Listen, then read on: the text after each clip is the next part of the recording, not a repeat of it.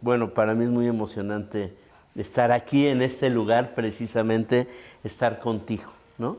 Y justo ahora me explicabas todo lo que significó esa construcción de grandes obras en el milagro mexicano, en la construcción de la modernidad. Estamos hablando de los años 60 de una manera muy, muy especial, en la que ya te toca pues ser un protagonista, ¿no? Ser un protagonista. Quizás el ícono son las Olimpiadas, quizás lo es antropología, en fin, grandes obras que no se han repetido y que forman parte de la identidad de esta ciudad y del país. Al mismo tiempo, 68 nos suena rebelión, inconformidad, ruptura, cuestionamiento profundo de esa misma modernidad. Y yo te quería preguntar eso, si digamos, la creatividad enorme que se da y ese ejercicio también de ruptura tienen que ver, estoy pensando si son opuestos, cómo se complementan ese hartazgo y esa creatividad. Ay, caray. Sí, está bien, muy bien. Yo creo que la modernidad, pues fue que empieza realmente a principios de siglo, con el cubismo de Picasso. El cubismo de Picasso, pues es meter a la geometría a la pintura de una manera pues muy fuerte. Y después de Picasso, pues ya vino todo el desarrollo de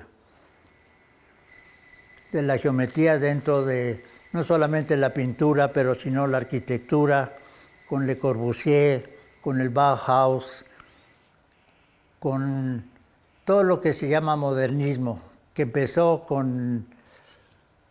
al finales del siglo XIX con haber inventado la energía del vapor de agua. Y después se convirtió en el vapor del carbón, que fue lo que hizo los grandes estructuras de locomotoras, de los buques que atravesaban el Atlántico. Y esa energía se convirtió en el motor de la modernidad. Los textiles que los ingleses hacían pusieron maquinaria para hacer los textiles que habían encontrado en India. O sea que es toda una historia, pues que habría que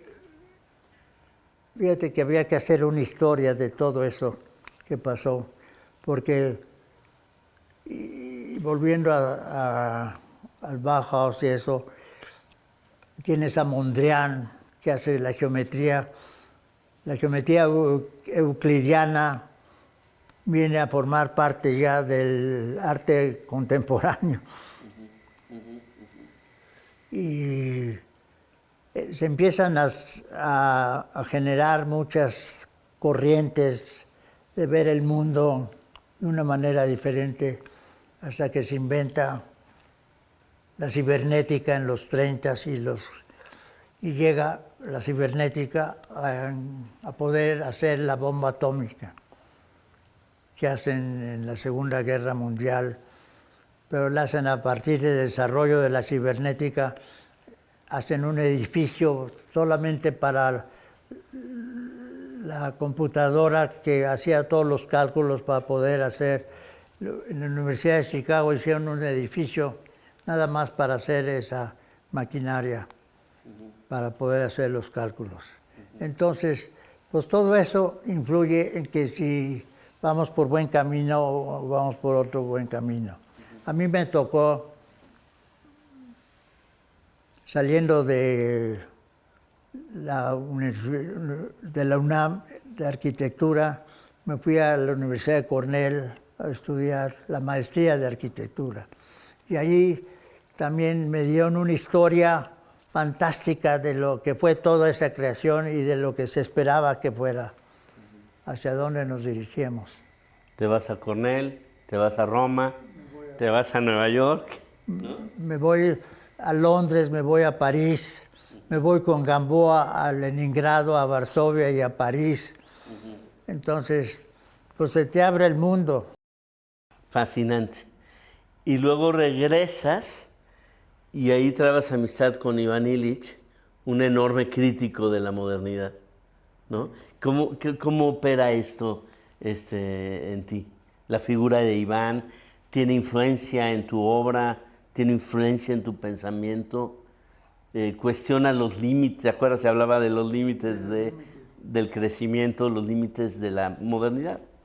Sí, pero él también habla de los límites de la producción industrial y de los límites del calentamiento global, los límites que no hemos puesto a la energía de carbón, que todavía se genera. Entonces, él habla de los límites, pero también habla de nuevas alternativas. Saliendo de la Olimpiada, yo pongo mi compañía de arquitectura y diseño que se llamó Nuevas Alternativas. Qué bonito. Pero oye, y en tu obra, ahora justo veíamos estos estambres maravillosos, la influencia de la geometría obviamente. No sé, y te pregunto si este uso de materiales artesanales, ¿no?, contrasta o equilibra de alguna manera el ejercicio puramente geométrico. Hay quien ha interpretado que tienes esa vocación de honrar la localidad, aunque estemos hablando de la hipermodernidad y de lo internacional. Iván tenía una área que se llamaba lo vernacular. Entonces, lo vernacular. Pero yo aprendí, me enfrenté a las artesanías en la exhibición que tenía Gamboa en Leningrado. En Leningrado tenía un salón inmenso de puras artesanías mexicanas, Wow, que yo nunca había visto en mi vida. Entonces, como las tablas de los huicholes. Y dije, ¿y esto qué es? Porque eran tablas medias geométricas, con el hilo, con la hebra de lana. Y me quedé enamorado de las artesanías y del colorido mexicano, etcétera, etcétera. Precisamente la Olimpiada trata de unir lo local con lo global. Cómo a partir de lo local puedes tener un lenguaje lo suficientemente propio para que a nivel global lo entiendan. y quizás es un falso dilema, ¿no? O sea, quizás no se tiene que traicionar lo local para ir a lo global, ¿no? Exactamente. Exacto. Y eso se ve aquí, se ve en tu obra de una manera muy especial. Fue lo que hizo Picasso. Picasso no traicionó lo local para entrar a la modernidad. Déjame hacerte una pregunta también rara, pero que no puedo no hacerte porque me la sugiere tu obra. En música se dice que el silencio es el elemento inaudible que hace a la música audible, ¿no? Es decir, una especie de vacío que permite que todo fluya. En la plástica, en tu obra, hay ese elemento de silencio que permite que lo demás se pueda ver. ¿Es consciente, es inconsciente, existe? Existe, pero el reto es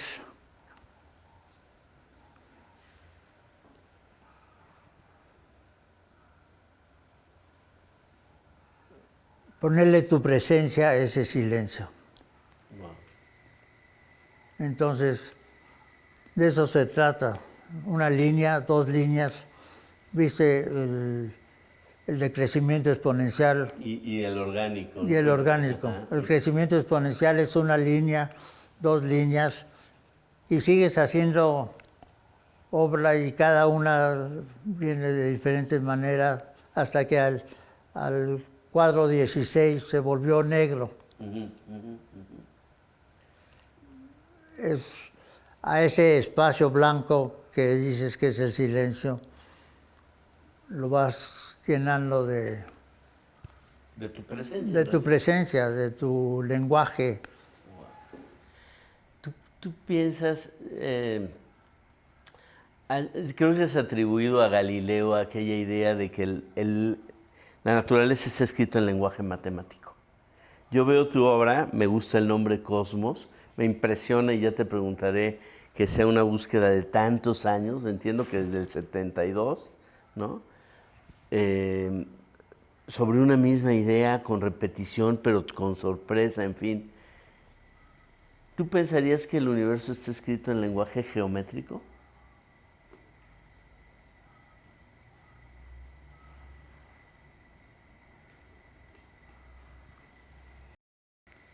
A ver, te voy a platicar a la estructura Cosmos. Nace de una idea que tuve en 72, 73, después de la exhibición de Bellas Artes en 73, me puse a pensar qué estructura puedo hacer yo, estructura pues geométrica, vamos a decir. ¿Qué estructura geométrica puedo hacer yo con la que pueda jugar, pero que me dé identidad, que tenga identidad? Entonces me puse a jugar y nació el concepto de posibilidades de una estructura. A partir de una estructura, tú puedes seguir jugando con esa estructura eternamente. Y Cosmos se ha vuelto esa estructura. Pero Cosmos yo lo tenía como geometría, como Euclides, estrictamente como perpendiculares, líneas rectas, círculos, rombos, diagonales, pero eran geométricas. Y ahí empezó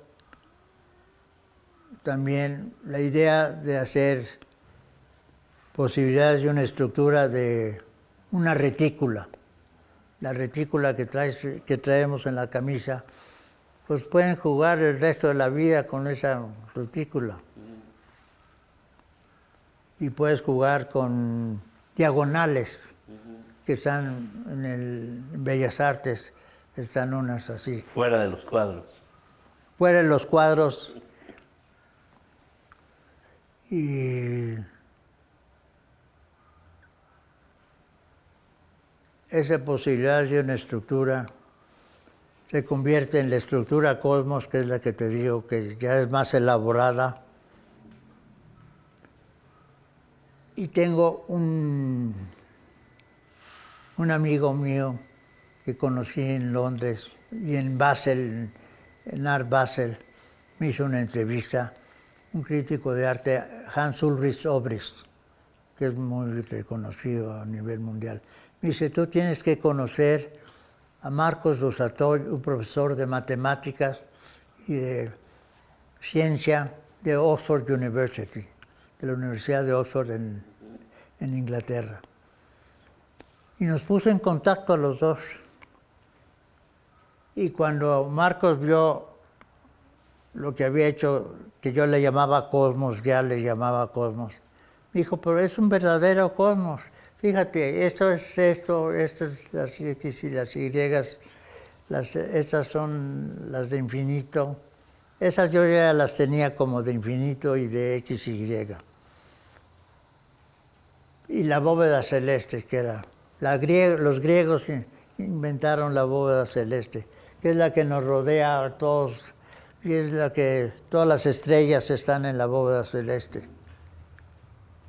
Por eso decían que la belleza estaba, Platón nos habla de la belleza de las estrellas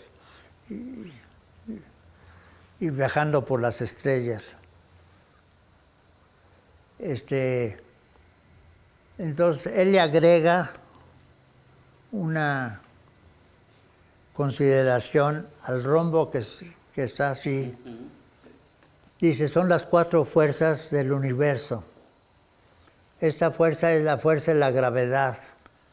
La fuerza de la gravedad es lo que mantiene a todos los planetas girando y moviéndose y no chocan. O chocan de vez en cuando una estrella con otra, pero no sucede nada, todos los demás siguen. Luego está el electromagnetismo, que es toda la energía que hay en el universo. Imagínate la energía que hay en los planetas, en los soles que están por todos lados. Y luego la tercera es la energía nuclear fuerte, que son los átomos que mantienen a toda la energía sólida. Y por último, la energía nuclear fuerte, que es la que hace que los átomos exploten, que es la energía nuclear débil. El Sol es pura energía nuclear débil. Está todo el tiempo la fuerza atómica, no hay átomos, se están explotando, y eso es lo que le da luz y calor a nuestro planeta. Entonces, y la Tierra la pusimos en el centro como Galileo. El hombre. El hombre, el ser humano, pero como Tierra, como planeta Tierra. Y de ahí, sobre esa estructura, ¿cuántas obras más has desplegado, realizado? Pues ahorita llevo, a partir de 1973, más de 600 obras hechas con esa estructura, porque esa estructura tiene, aparte de ser la estructura cosmos, es la estructura de cada una de la gravedad, del electromagnetismo, de la bóveda celeste. Hago también series. Hay un ejercicio, pues, de repetición, pero también de transformación, de quitar partes de las fuerzas, de jugar con ellas. Yo le digo jugar, pero jugar sabiendo que estás jugando. Jugando a las horizontales, y pongo puras horizontales de las fuerzas del rombo, de aquí a acá, nada más acá y aquí otra.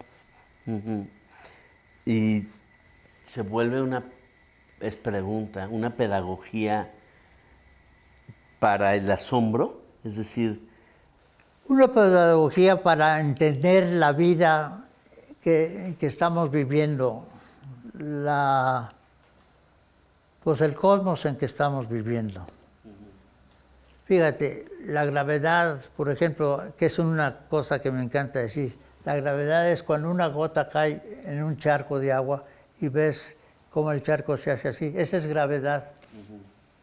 Si no hubiera gravedad, no hay... Las ondas. Las ondas las trae la gravedad. Es conocer el mundo para maravillarte del mundo y pues relacionarte con el mundo. Fantástico. Hay una palabra que me viene a la mente que creo que está también presente en tu obra y una nueva tensión que es la deconstrucción. ¿Está en tu mente al crear, al jugar? Al jugar. La deconstrucción la inventé antes para la exhibición en Bellas Artes en 1972.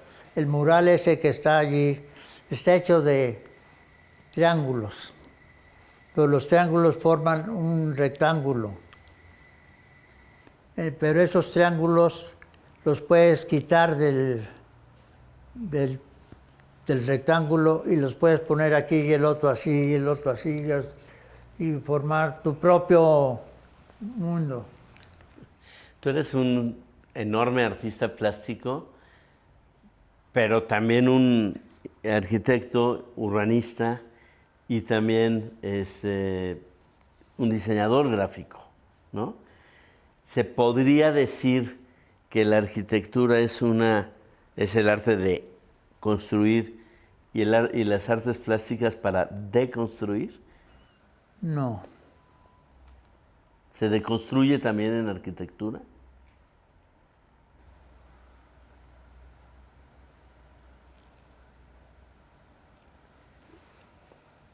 Bueno, la arquitectura pretende construir un hábitat para donde pueda vivir el hombre y la sociedad.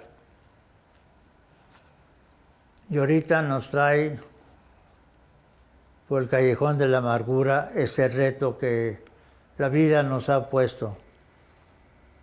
¿Cómo ordenamos, cómo armonizamos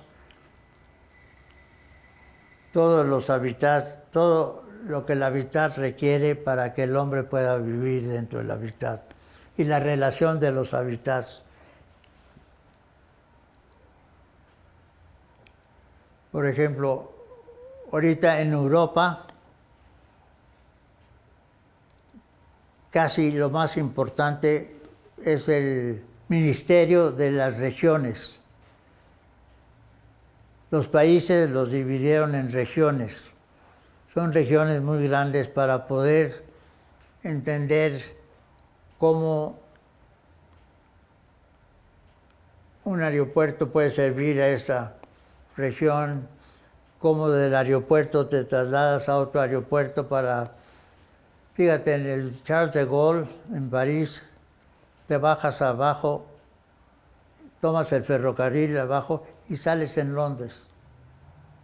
O sea que tienes que entender lo que hay abajo, lo que hay arriba, lo que hay en medio, lo que hay construido, lo que no hay construido, dónde está el agua, dónde está el sol, dónde está...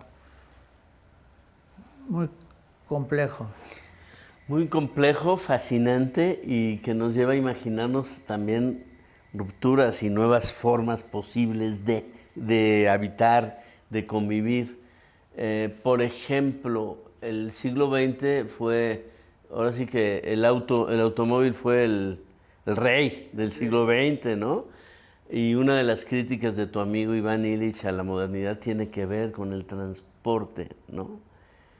Mi pregunta es, ¿cómo te imaginas, y aquí apelo al urbanista Eduardo Terrazas, ¿cómo te imaginas o qué elementos sueñas que pudieran ser los que nos ayudaran a reestructurar la vivencia y la convivencia en esta nueva era, en realidad? Pues tenemos que inventar una manera, porque el automóvil sí nos está trayendo pues muchos retos. Y el automóvil, ojalá ya no se vuelvan eléctricos y ya no gasten tanta gasolina, porque es una de las cosas que nos está trayendo la contaminación del aire y de la vida. Pero tenemos que combinar pues el caminar, la bicicleta, con el transporte público.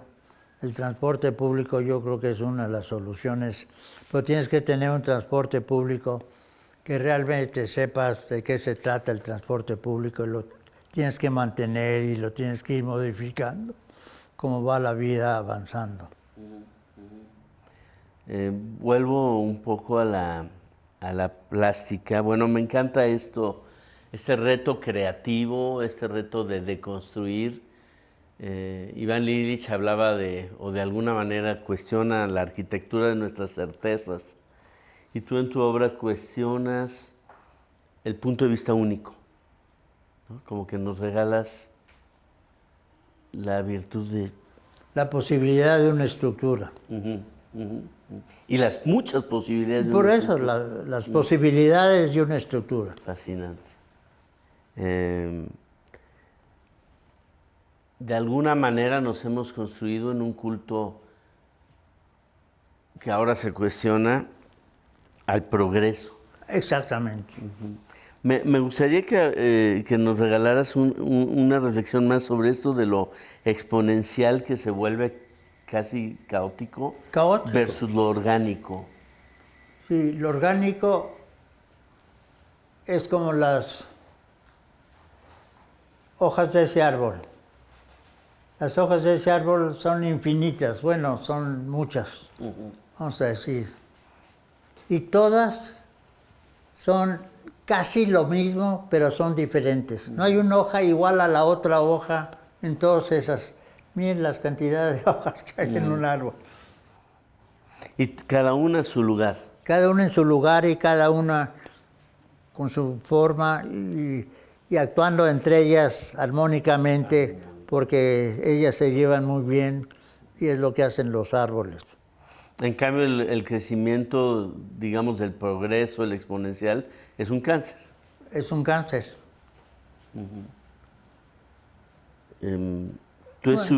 Perdón. Un cáncer, un crecimiento que te lleva al más, hasta que explota. Y eso tú lo representas gráficamente. Y eso lo represento gráficamente. Esas dos pinturas las hice para el Club de Roma cuando visitó a México. Porque el Club de Roma ya había mandado hacer el libro a MIT de los límites del crecimiento.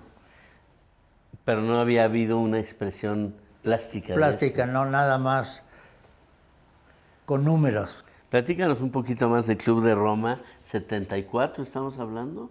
No, 75. 75. El Club de Roma fue una idea que tuvo un industrial italiano, Aurelio Peccei. Era el director de la Fiat, porque los italianos eran los mejores que hacían coches después de la Segunda Guerra Mundial. Bueno, de los mejores. Y entonces ellos empezaron a ver cómo lo que estaban teniendo de industria y eso no llevaba a un crecimiento, lo que ahora llaman desarrollo sostenible. Porque pues la contaminación, todo lo que pasó con lo que pasa con las industrias.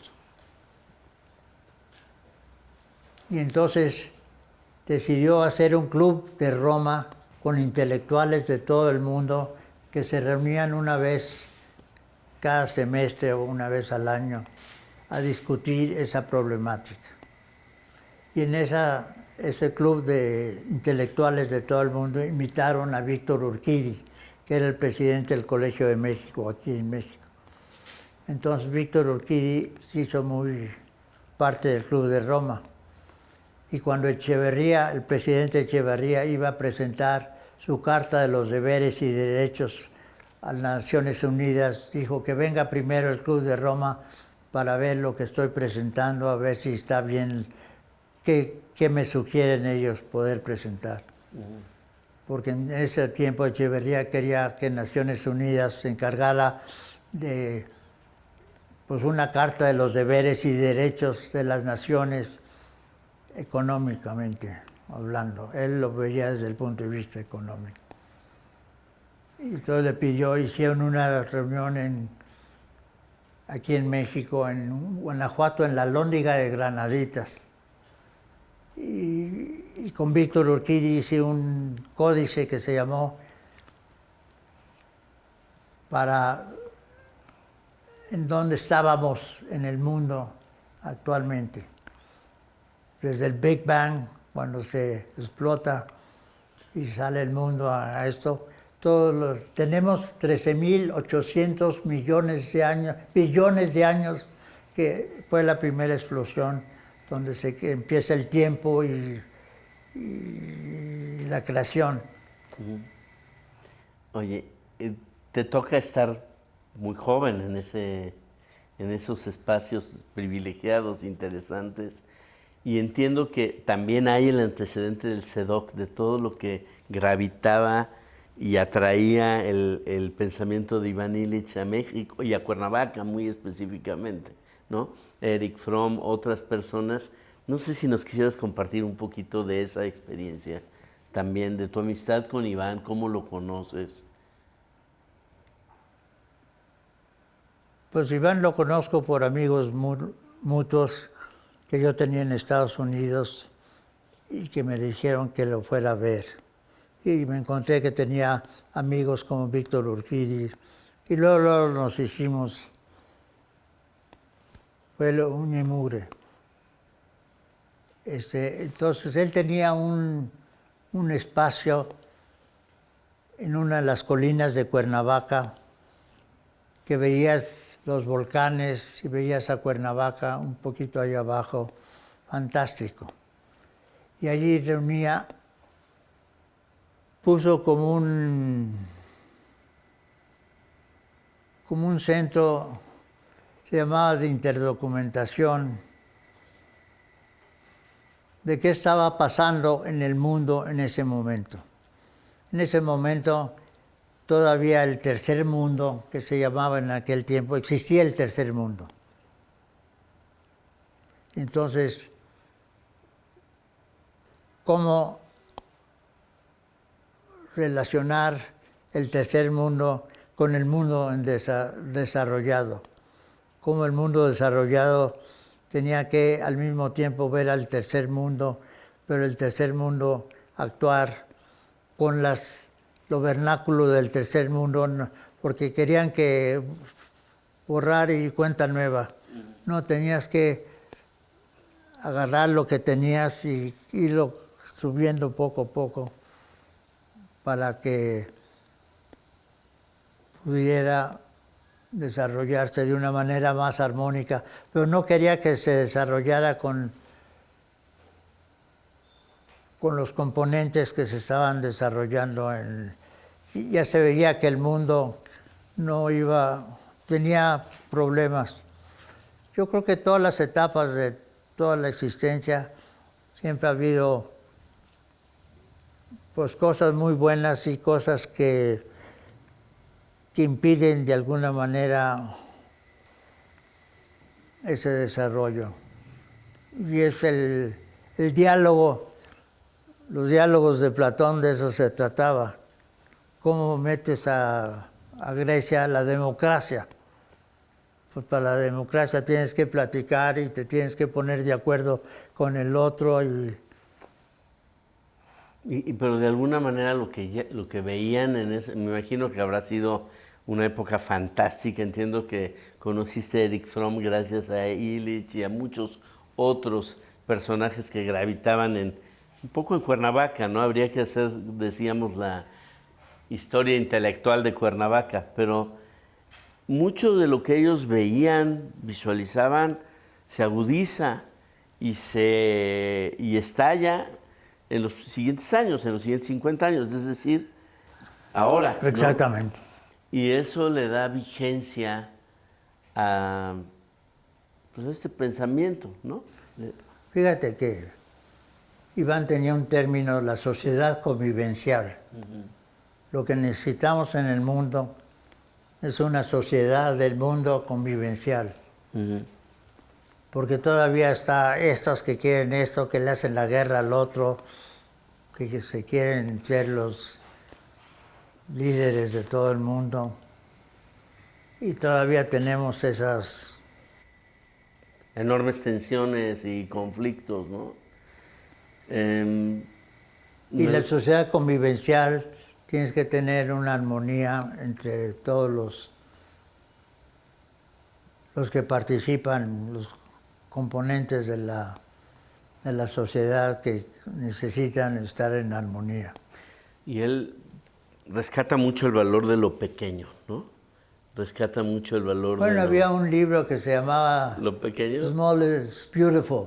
Hermoso, hermoso, de Schumacher, ¿no? De Schumacher. Y de alguna manera yo quiero pensar que Iván Illich abrazaría esa idea de decir, entendamos, en lugar de entender el mundo entre izquierdas y derechas, entenderlo entre pequeño y enorme y optar por lo vernáculo, por lo convivencial. No necesariamente es una manera de que ves el microcosmos y lo puedes relacionar con el macrocosmos.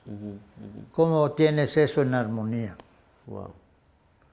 En tu obra ahí tocayo una pedagogía maravillosa a ese respecto, ¿no? Sí. Porque, a ver, dos cosas más te quisiera decir nada más. Uno es, hay el factor repetición y el factor novedad, como decíamos, lo mismo que en la música. Precisamente Federico tiene un libro magnífico que se llama Canon, ¿no? Canon. En donde es la historia de una pareja, la una buscando en la pareja certezas, la otra buscando novedades por su historia, por su infancia, por lo que sea, y finalmente los dos construyendo la historia en común desde esas dos necesidades, como si tomáramos ese cuadro y viéramos todo lo que con la estructura básica has creado, ¿no? Repetición, novedad. Repetición, novedad. Eso es lo que también los músicos de Bach, todos los conciertos de Bach son eso. Se van y se van y se van y se van y se van y se van. Pero se reconoce la estructura básica, sí, exactamente. ¿no? O sea, no es, yo creo que pura novedad sería inaudible. Sería ¿no? el caos. Sería el caos. Y pura repetición sería aburridísimo. Aburridísimo. ¿no? Entonces esa tensión me gusta y la veo en tu obra. Me encanta cómo sigue interpelando hoy, ¿no? a nuestra creatividad, a nuestra capacidad de cuestionar los modelos de una sola visión, digamos, sí. ¿no? Lo unívoco. Y también descubro algo muy interesante en tu aportación. No nada más estás rodeado de personas que estudiaron lo mismo que tú, sino que hay una transdisciplinariedad en lo tuyo, ¿no? Estás hablando de filósofos, estás hablando igual de sociólogos, matemáticos, y con todos ellos has dialogado. Pues es que con todos tienes que dialogar y tienes que... Por eso mi exposición se llama equilibrio múltiple, porque tienes que tener un equilibrio con lo múltiple que tienes alrededor.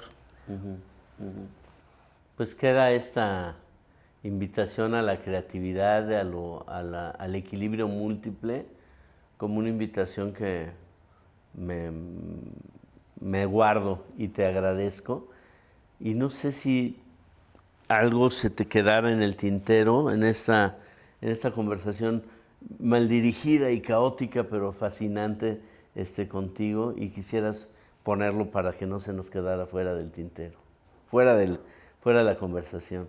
No, pues ha sido contigo súper agradable y súper...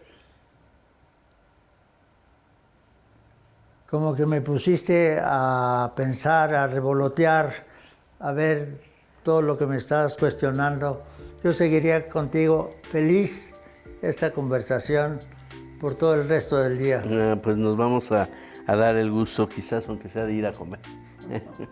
Muchas gracias, es fantástico tu trabajo y quiero terminar con lo que empecé. Siente esa conversación, esa iniciativa no mía, es de Federico, como un homenaje agradecido a tanto tiempo y tanto talento puesto al servicio de México. Muchas gracias. No, muchas gracias. Dios te bendiga, maestro.